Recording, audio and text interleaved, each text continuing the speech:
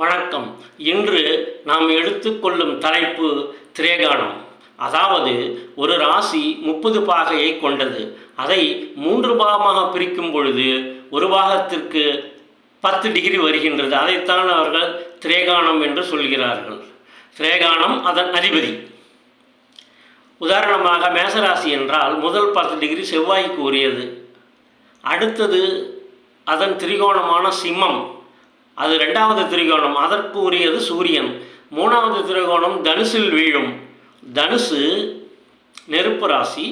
அடுத்தது அது குருவாகி வருகின்றது. அது அதன் அதிபதி குரு. ஆக ஒரு திரேகானம், இன்னொரு திரேகானம், இன்னொரு 3 திரேகானம் ஒரு ராசியில் வரும் பொழுது அதன் திரிகோணத்தில் வரும் அதிபர்களே அந்தந்த திரிகோணத்தின் அதிபர்களாக வருகின்றனர்.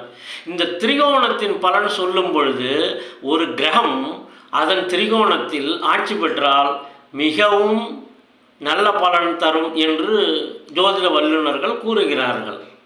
அது அதன் திரிகோணமாக இருந்தாலும் சரி, அல்லது அந்த 3வது திரிகோணத்தில் ஒரு கிரகம் வலுப்பெற்றால், உதாரணம் விருச்சிக ராசி என்று எடுத்துக்கொண்டால் செவ்வாய் ஒரு 27 டிகிரியில் நிற்கும் பொழுது அது வலுப்பெறுகிறது என்று அர்த்தம். அதன் தசாபுத்தி மிகவும் நல்ல பலன்களை தரும் என்று அர்த்தம்.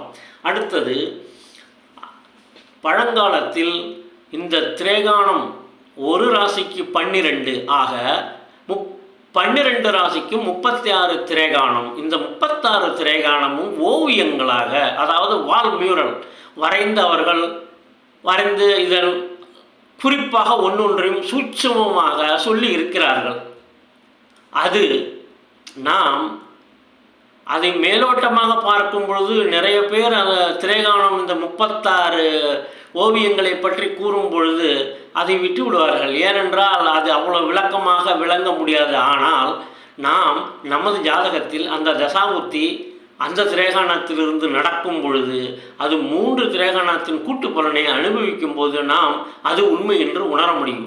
உதாரணத்திற்கு துலாம் ராசி முதல் திரேகானம் குரு 6 டிகிரியில் இருக்கிறார் என்று வைத்துக்கொள்வோம்.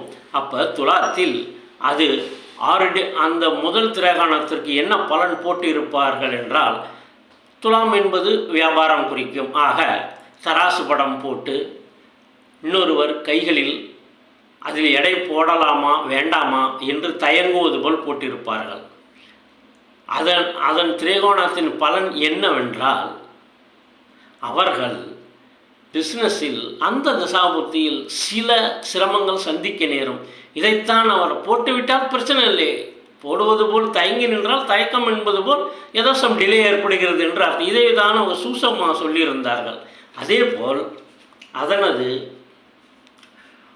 இன்னொன்றும் அவர்கள் அடுத்தது என்ன சொல்லுவார்கள் என்றால், இது சித்திரமாக போட இருக்கும். அடுத்தது இன்னொன்றில் என்ன சொல்வார்கள், அடுத்த திரைகாணம் பார்க்கும்போது துலாத்திலேயே 3வது திரைகாணம் என்று வைத்துக் கொள்ளுங்கள். பசி தாகம் பொறுக்காமல் தன் மனைவி மக்கள் பற்றி எப்போதும் நினைவில் பாத்திரமேந்தி கீழே விழ எண்ணம் என்று சொல்லியிருப்பார்கள். அவர்கள் சொல்வது, அந்த சித்திர நட்சத்திரத்தில் 4ஆம் பாதத்தில் குரு இருக்கும்போது அவருக்கு திசை நடக்கும் பொழுது அது ரிஷப லக்ன ஜாதகம் வந்தால் 12வது இடமாக மாறும் செவ்வாய். ஆக அந்த 12வது காலில் இது திரேகானம் அமையும் பொழுது அவர் வைத்தியம் சம்பந்தப்பட்டதற்காக மருத்துவமனையில் சேரக்கூடிய ஒரு சூழலை குறிக்கும். அதே வேளை அவர்கள் சித்திரத்தில் என்ன போட்டிருக்கிறார்கள், கீழே விழுவ தயங்குவது, கைகளில் பாத்திரம் ஏந்துவது. அதாவது இந்த தசையில் அவருக்கு மெடிக்கல் அலர்ஜி வரலாம். ஆதலினால் அவர் அதனை அருந்தாமல், குரு என்பது 8ஆம் இடம் என்பதால் முதுகு தண்டு பாதிப்பினால், அதாவது சியாட்டிகா என்று சொல்வார்கள் மருத்துவத்துறையில். அந்த சியாட்டிகாவின் நேச்சர் என்ன, நரம்பு பாதித்து நம்மளால் நடக்க முடியாது, கீழே விழுவது போல் இருக்கும். அடுத்தது விழுந்தால் தேவலாம் என்று இருக்கும், அதாவது உறங்கினாலே போதும் என்று இருக்கும். இதையே தான் அவர்கள் சித்திரமாக வரைந்து வைத்திருக்கிறார்கள்.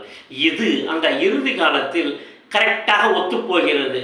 இதே மாதிரி இது தசைக்கு உள்ளது. அவருக்கு புதன் புத்தி நடப்பதாக வைத்துக்கொள்வோம். புதன் 8இல் மறைகிறது தனுசில். ஆக புதன் நரம்புக்கு உரியது, பாதிப்பு ஏற்படலாம், அதுவாகவும் இருக்கலாம். அடுத்தது 1ஆம் பாதம் மூல நட்சத்திரத்தில் இருக்கின்றது. இந்த மூலம் ராசிக்கு 12, அதாவது ரிஷப லக்னத்திற்கு 12ஆம் இடத்தில் கேது அமர்ந்திருக்கிறது மேஷ ராசியில்.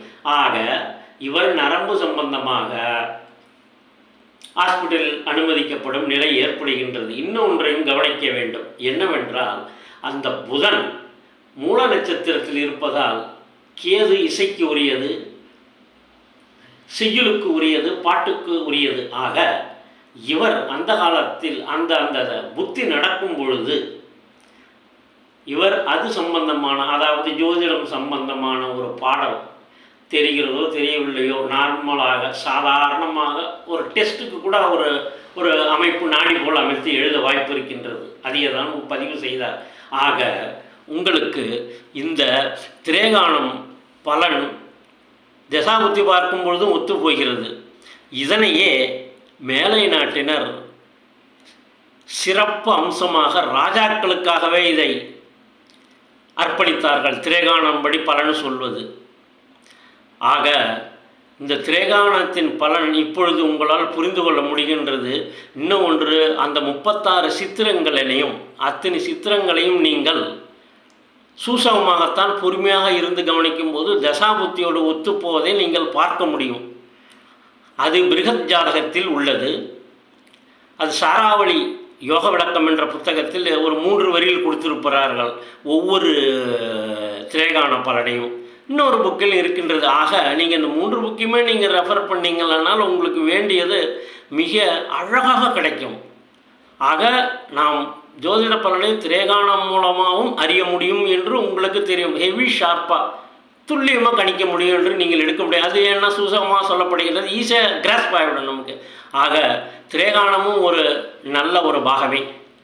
நன்றி, வணக்கம். விமர்சனங்கள் வரவேற்கப்படுகின்றன.